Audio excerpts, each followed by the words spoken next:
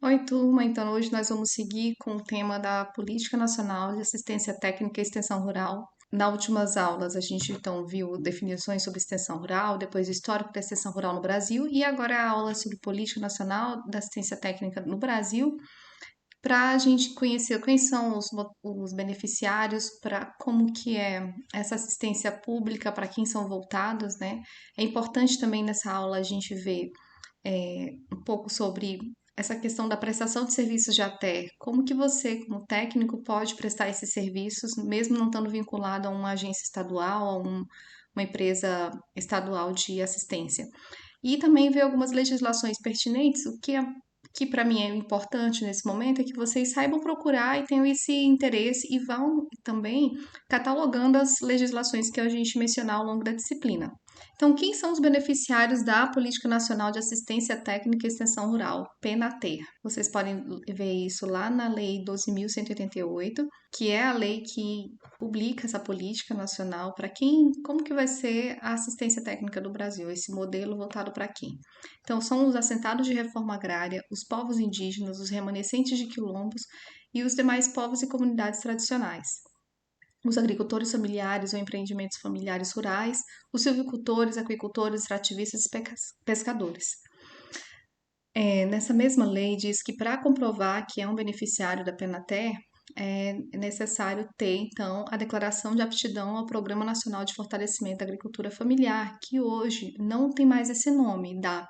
Hoje o nome é CAF, Cadastro Nacional de Agricultura Familiar, e é um instrumento para identificar e qualificar o público beneficiário da Política Nacional de Agricultura Familiar e também da Penater.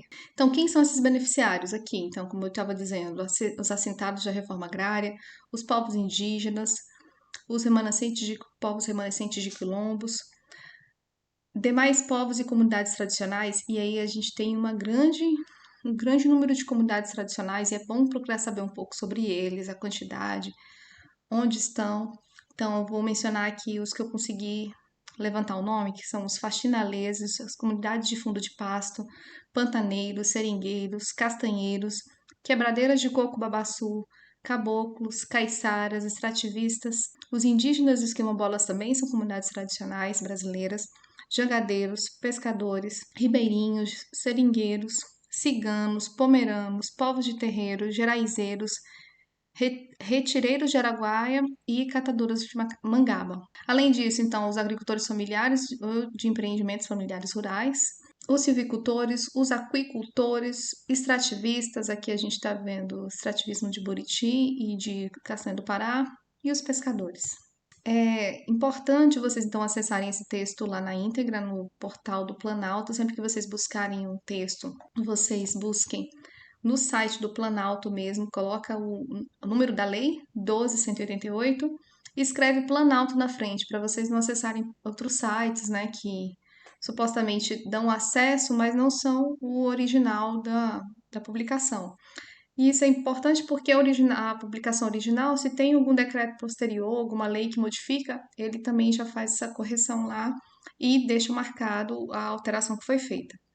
Então, a Política Nacional de Assistência Técnica e Extensão Rural do Brasil foi publicada em 2010 e tem esse número, 12188. Minha dica é que vocês, conforme vão entrando em contato com legislações diversas em qualquer campo, né, em qualquer disciplina que vocês façam, faz uma pasta e por mais que seja acessível essa legislação a qualquer momento no Google, baixa esse texto lá e pelo menos lê esse caput aqui que está em vermelho, essas letrinhas em vermelho. Porque quando você precisar acessar esses documentos de novo, o fato de você ir catalogando essas leis numa pastinha aí no seu computador faz você criar familiaridade. Então, você não vai decorar ela inteira, mas você consulta agora, numa outra ocasião você vai acabar precisando consultar e você sabe que colocou ali na sua pasta. Esse texto, então, ele tem definições, princípios, objetivos, os beneficiários e como que as entidades que vão prestar esse serviço de assistência técnica vão ser credenciadas, contratadas e como que é o acompanhamento e a fiscalização dos órgãos do Ministério que vão financiar, então, a execução das atividades de assistência técnica e extensão rural por meio das entidades executoras. Vamos ver aqui, então, quais são os princípios da Política Nacional de Assistência Técnica e Extensão Rural.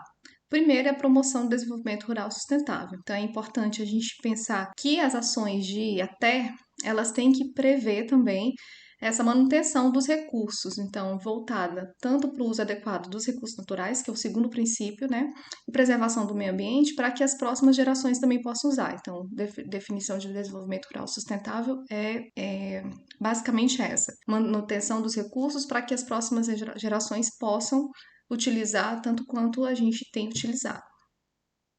Ou melhor, a gente tem usado demais, mas que eles também tenham acesso, né? Que o nosso uso atual não comprometa o acesso aos recursos das próximas gerações.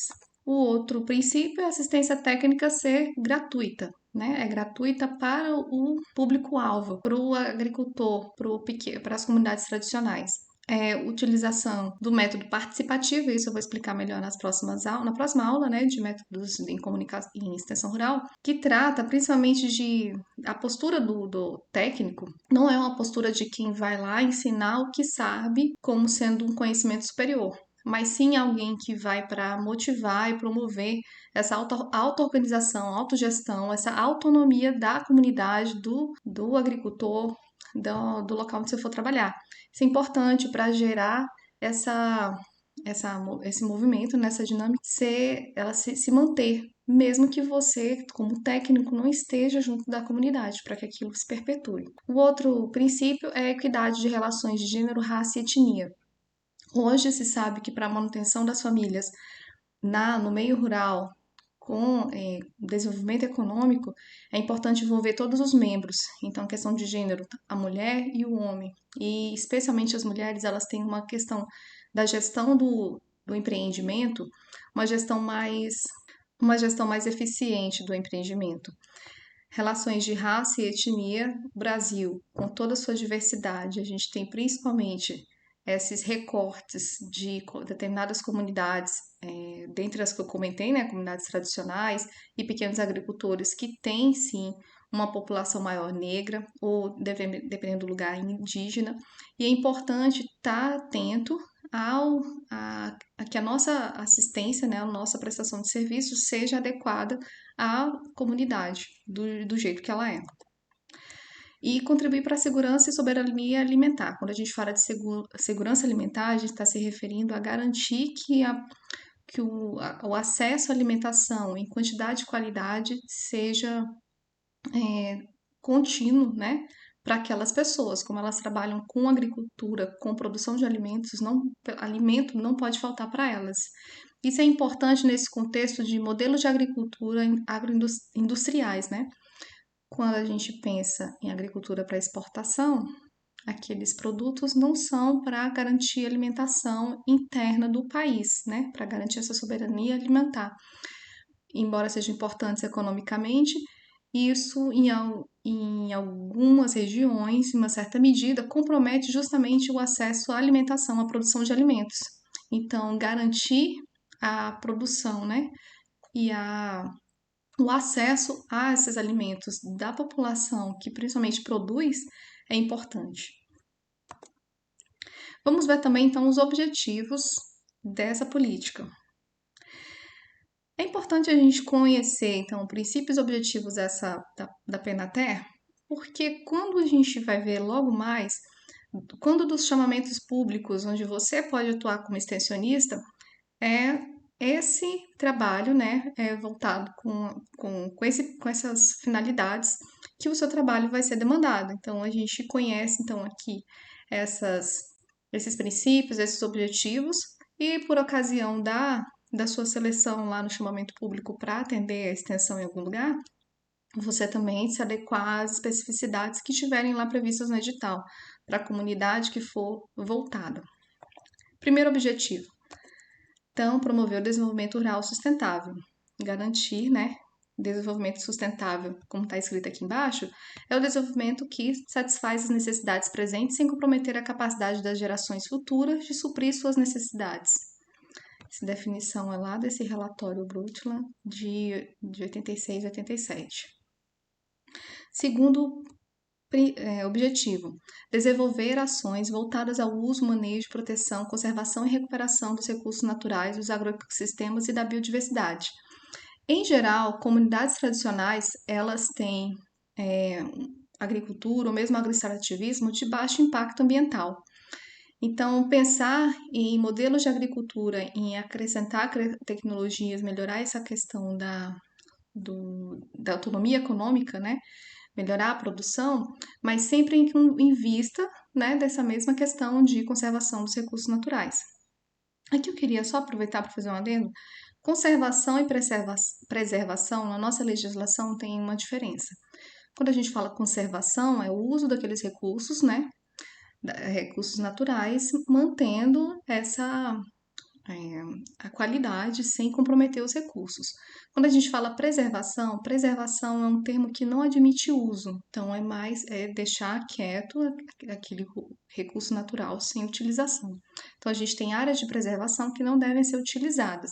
Tem áreas de unidades de conservação que podem ser utilizadas para diferentes finalidades, para turismo e mesmo para agricultura. Então, quando a gente fala em conservação, são áreas que você usa os recursos naturais, mas os mantém com qualidade. Quando fala em preservação, não admite uso. Outro objetivo, apoiar iniciativas econômicas que promovam as potencialidades e vocações regionais e locais. Isso aí é bem importante, porque a ideia do extensionista é, né, dentro, né, desse modelo, dessa política, é que as vocações regionais, né, todos os produtos que já são naturais daquela região sejam promovidos e que aquilo mesmo que aquelas comunidades já sabem fazer há tanto tempo gere mais renda para elas. Muitas vezes só falta uma articulação a nível de gestão, de empreendedorismo, de comercialização. Aumentar a produção, a qualidade e a produtividade das atividades e serviços agropecuários e não agropecuários, inclusive agroextrativistas, florestais e artesanais. Então, além das questões das produções agrícolas, e muitas vezes não são produções, né, são por meio de extração, a questão artesanal, né, a gente tem muito artesanato com palha do coco buriti, né, tem artesanato com a palha do buriti, com o capim dourado. Esses artesanatos são bem valorizados, né, tanto dentro do Brasil como fora. Então, a gente pensar também em explorar outros subprodutos, outros recursos. Isso é importante para integrar, né, e aproveitar todos os recursos da melhor maneira. Próximo objetivo é promover a melhoria da qualidade de vida dos seus beneficiários. Isso é importante, né? Quando a gente pensa lá naqueles produtores de fumo, muitas vezes a qualidade de vida é uma coisa que vai se deteriorando em função do próprio emprego, então, do próprio trabalho. Então, tem que ter coerência entre a produção de alimentos, aumentar essa questão da economia e a qualidade de vida dos que estão envolvidos. Assessorar as diversas fases das atividades econômicas, a gestão de negócios, sua organização, a produção e inserção no mercado e abastecimento, observando as peculiaridades das diferentes cadeias produtivas. Em muitos casos, a gente vê que isso é uma dos pontos chaves para a melhoria dessas atividades econômicas. A parte da gestão do negócio, de comercialização, de abastecimento, de articulação e de organização. Como cooperados, como cooperativas, todos esses agricultores e essas comunidades, elas têm maior capacidade de se promover, né, no mercado. Então, essa é um dos objetivos da Penater. Outro objetivo é desenvolver ações voltadas ao uso, manejo, proteção, conservação e recuperação dos recursos naturais, dos agrossistemas e da biodiversidade, semelhante ao que eu já falei. Construir sistemas de produção sustentáveis a partir do conhecimento científico, empírico e tradicional. Esse ponto, ele trata não só da gente levar em consideração as tecnologias novas que são geradas, o conhecimento científico, mas também levar em consideração o conhecimento tradicional. E isso é a grande chave para o sucesso, né, para um bom êxito de muitos desses programas. aumentar a renda do público beneficiário e agregar valor à sua produção, que é o que o extensionista, né, mais quer. Apoiar o associativismo e o cooperativismo, bem como a formação de agentes de assistência técnica e extensão rural. Então, a gente já viu que a organização, né, o coletivo, ele tem mais força para atender demandas maiores, para barganhar preços melhores, tanto de insumos como para a venda dos seus produtos, para conseguir assistência técnica, se organizar e até mesmo trabalhar em mutirão, né? Como a gente vê em muitos manejos de agrofloresta. Tudo isso sempre fortalece o agricultor e aumenta a autonomia dele. Promover o desenvolvimento e apropriação de inovações tecnológicas e organizativas adequadas ao público beneficiário e a integração deste ao mercado produtivo nacional. Pensar em tecnologias, em recursos que sejam adequados ao público beneficiário. Então, essa questão é um dos pontos chaves para a mudança de atitude, né, da forma como se presta assistência técnica do Brasil, lá da década de 70, da Revolução Verde para agora, né? Pensar em buscar soluções alternativas adequadas ao público. Promover a integração da terra com a pesquisa, aproximando a produção agrícola e o meio rural do conhecimento científico. E ainda contribuir para a expansão do aprendizado e da qualificação profissional e diversificada, apropriada e contextualizada à realidade do meio rural brasileiro. Então, esses são os objetivos da política. E eu, como extensionista, né? Que conhecimentos e ferramentas eu preciso me inteirar para, nesse contexto, conseguir trabalhar e pensar sobre essa questão das posturas. A gente, com base dessa pé na terra, nessa política, então a gente vê que a ATER pública existe uma nova postura institucional que respeite os diferentes sistemas culturais, contribua para melhorar os patamares de sustentabilidade ambiental dos agroecossistemas, a conservação e a recuperação de recursos naturais e, ao mesmo tempo, assegure a produção de alimentos limpos com melhor qualidade biológica e acessíveis ao conjunto da população. Então, a gente tem no Brasil 20 mil extensionistas, metade desses extensionistas estão associados estão, né, nas empresas, nas agências estaduais de assistência técnica e extensão rural e pesquisa, muitas vezes. E uma forma da gente atuar, né, outra metade são extensionistas que estão no mercado privado mesmo. Uma forma de nós atuarmos como técnicos é justamente atendendo às chamadas públicas, né, do Ministério, que solicita dessas entidades privadas, desde que elas tenham, né, previsto no seu contrato social esse tipo de assistência. Então, é por meio desses extensionistas que não estão relacionados a empresas públicas que até ela é realizada em muitos locais. Então, estar inteirado da política nacional, né? Conhecer essas legislações e também procurar se inteirar das comunidades. Quem são esses públicos? O que eles precisam? Como que funciona? Quais são os sistemas que eles já usam?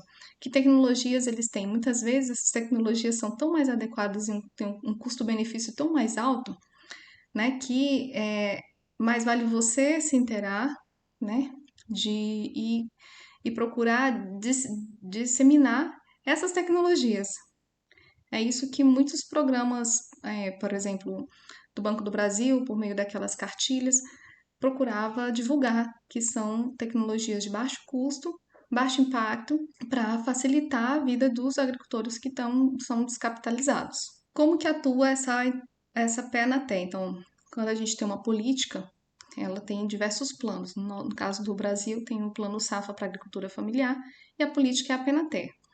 Então, como operacionalmente, como que executa essa assistência técnica a partir desses programas? Um deles é o Pronater. Pronater é Programa Nacional de Assistência Técnica e Extensão Rural. Ele tem o objetivo de organizar e executar os serviços de ATE e organizar como? Credenciar essas entidades que são executoras, promover a distribuição de recursos financeiros para que, por meio de chamadas públicas, sejam contratados esses extensionistas, que podem ser tanto as empresas públicas já vinculadas aos estados, os estados têm que fazer um credenciamento, como também entidades privadas sem fins lucrativos, né, que, uma vez credenciadas, podem executar a assistência técnica que for estiver sendo fomentada naquele momento.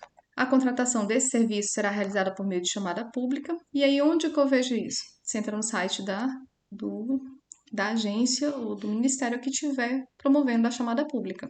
Por exemplo, a ANATER, né, a Agência Nacional de Assistência Técnica e Extensão Rural, é, divulga alguns editais lá.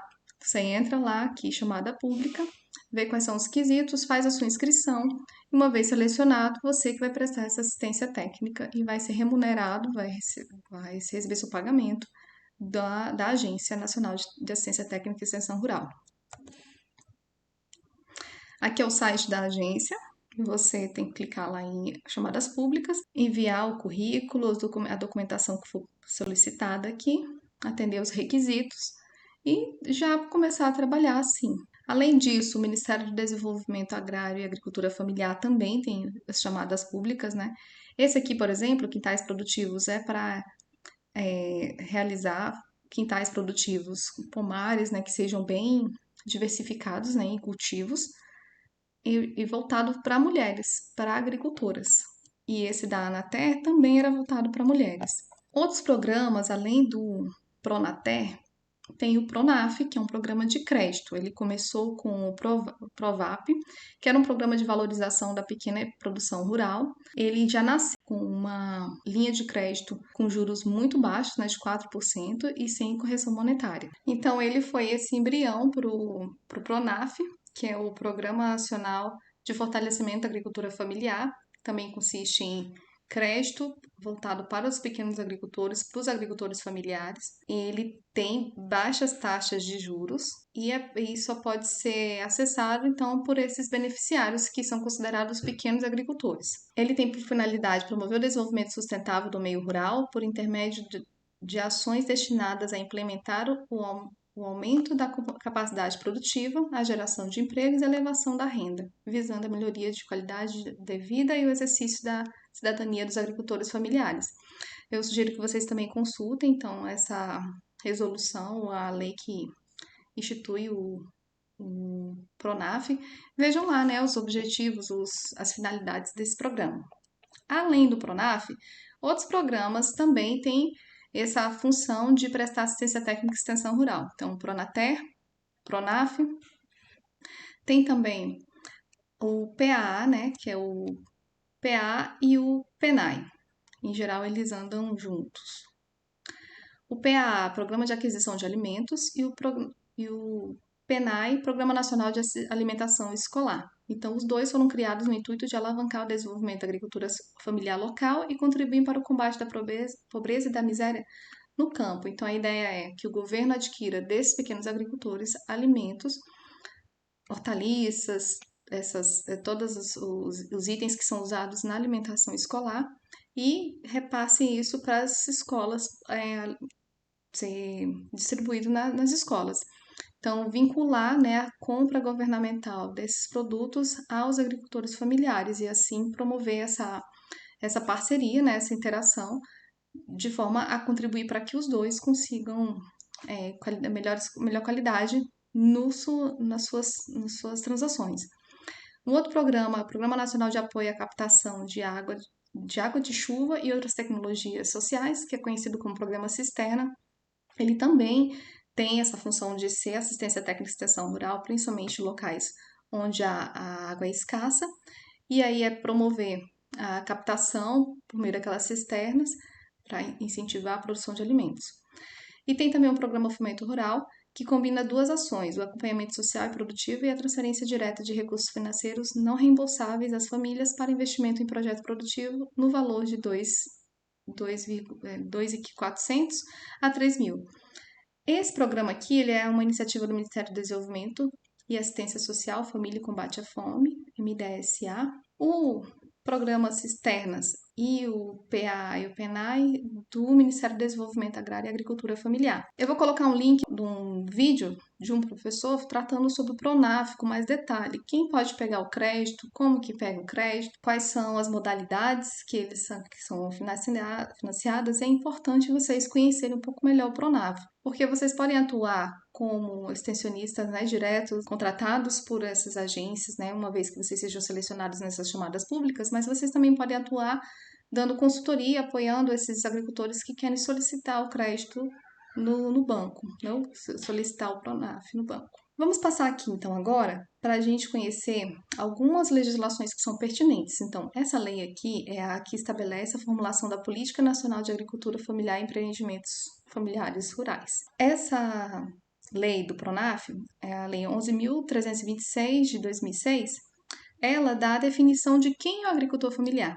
Então, a gente pode ver aqui no artigo 3 que, para efeitos dessa lei, considera-se agricultor familiar o empreendedor familiar rural, aquele que pratica atividades no meio rural, atendendo simultaneamente aos seguintes requisitos: não detém a qualquer título área maior do que 4 módulos fiscais, já vamos ver o que é isso. Utilize predominantemente mão de obra da própria família nas atividades econômicas do seu estabelecimento ou empreendimento e tenha percentual mínimo de renda familiar originada de atividades econômicas do seu estabelecimento ou empreendimento, na forma definida pelo Poder Executivo. E dirija seu estabelecimento ou empreendimento com sua família. Não pode ter, então, mais funcionários do que o número de membros da família naquela propriedade. A renda tem que vir principalmente da atividade agrícola, ou mesmo que não seja agrícola, mas daquela propriedade. Não pode ser uma propriedade considerada média propriedade, tem que ser considerada pequena, por isso é até 4 módulos fiscais, e essa noção de pequena propriedade varia de região, de município para município, e que utilize principalmente a mão de obra, né, da própria família. Então, a gente tem aqui uma outra lei aqui, que é a Lei 8.629 de 93, que dispõe sobre a regulamentação dos dispositivos constitucionais relativos à reforma agrária. E é nela que está descrito o que é uma pequena propriedade. Então, a gente vai olhar aqui no artigo 4º, para efeitos dessa lei, conceituam-se imóvel rural, o prédio rústico de área contínua, qualquer que seja a sua localização, que se destine ou possa se destinar à exploração agrícola, pecuária, extrativa, vegetal, florestal ou agroindustrial. Pequena propriedade, imóvel rural, de área até 4 módulos fiscais, respeitada a fração mínima do parcelamento. Então, existe um mínimo que um módulo pode ser refracionado, e isso é importante porque é um dos requisitos para acessar os programas de crédito. A propriedade rural não pode ser menor do que esse mínimo, essa fração mínima. Média propriedade, vocês vão olhar até aqui embaixo, é uma área superior a 4 módulos até 15 módulos fiscais. O que é o módulo fiscal? Então, para classificar o tamanho dos imóveis em todo o Brasil, foi utilizado esse índice que a gente chama de módulo fiscal. Então, dependendo da região, um módulo fiscal é uma área de 5 hectares. Geralmente, regiões onde você tem fácil acesso aos serviços, a estradas que conseguem escoar a produção com facilidade. Então, uma área de 5 hectares corresponderia a um módulo fiscal. Já em regiões onde todos os recursos são muito difíceis, são até inacessíveis, muitas vezes não tem nem estrada, um módulo fiscal pode chegar a ser até 100 hectares. Então, vocês estão vendo aqui nesse mapa, tudo que está em amarelo mais clarinho são regiões onde um módulo fiscal corresponde a uma área de 5 a 20 hectares. Então, vocês vão ver que toda essa região sudeste, sul, de 5 a 20 hectares é considerado um módulo fiscal. Já aqui, Pará e Amazonas, um módulo fiscal corresponde a 100 a 110 hectares. Então, para você consultar exatamente quanto que é um módulo fiscal aí na sua cidade, no seu município, você pode utilizar um desses recursos que estão lá no site do INCRA ou então no aplicativo da Embrapa. O aplicativo da Embrapa é bem simplesinho, você coloca aqui o estado e o município, ele vai aparecer. Por exemplo, aqui em Alto Paraíso, um módulo fiscal equivale a 70 hectares. Então, o pequeno produtor em Valparaíso, ele pode ter até 70 vezes 4, que dá 280 hectares. Então, um produtor que tem até 280 hectares, ele é considerado um produtor com pequena propriedade. No site do INCRA, convém consultar nesse site aqui, nesse link, porque aqui a gente aparece o nome do município, quanto que é o módulo, então, fiscal aqui, ó, módulo fiscal em hectares, 55 hectares. Então, um módulo fiscal em Viana, no Maranhão, são 55 hectares. Uma pequena propriedade, ela pode ter até 55 vezes 4. Um produtor que tem até 220 hectares, ele tem uma pequena propriedade. E aqui nesse site do INCRA dá outras informações. Então, qual que é a fração mínima de parcelamento? São 4 hectares. Então, menos que isso, uma área não pode ser dividida porque ela vai ter dificuldade de ser reconhecida, não vai ser regularizada. E ainda tem uma informação quanto limite de aquisição por estrangeiros. Então, uma pessoa que não é brasileira não pode comprar mais de 90 hectares de área. Isso é importante até para garantia do nosso território. Então, pessoal, é isso. Minha dica é que vocês baixem essas legislações aí na medida do possível, as que vocês consultarem, e guardem numa pastinha. E aí, quando você precisar consultar uma informação de novo, volta lá na sua pastinha. O fato de você revisitar essas legislações faz com que você crie familiaridade. Então, a gente viu hoje a Política Nacional de Assistência Técnica e Extensão Rural, para ver os princípios, os objetivos, os beneficiários. O número dela é 12.188, de 2010. Os beneficiários são os agricultores familiares, as comunidades tradicionais, extrativistas. A respeito dos agricultores familiares, a gente tem a definição aqui na Lei 11.326 de 2006, que diz lá aquela especificação, né, de que tem que ser um empreendimento onde a renda vem dali, o número de membros da família trabalhando é maior do que o número de empregados, que tem que ser uma pequena propriedade com 4 módulos até. É na lei da reforma agrária que a 8.629 de 93, que explica que 4 módulos é a pequena propriedade rural. Então, vocês podem ver aqui nessa instrução normativa do INCRA quanto que um módulo fiscal equivale, mas eu usar um daqueles recursos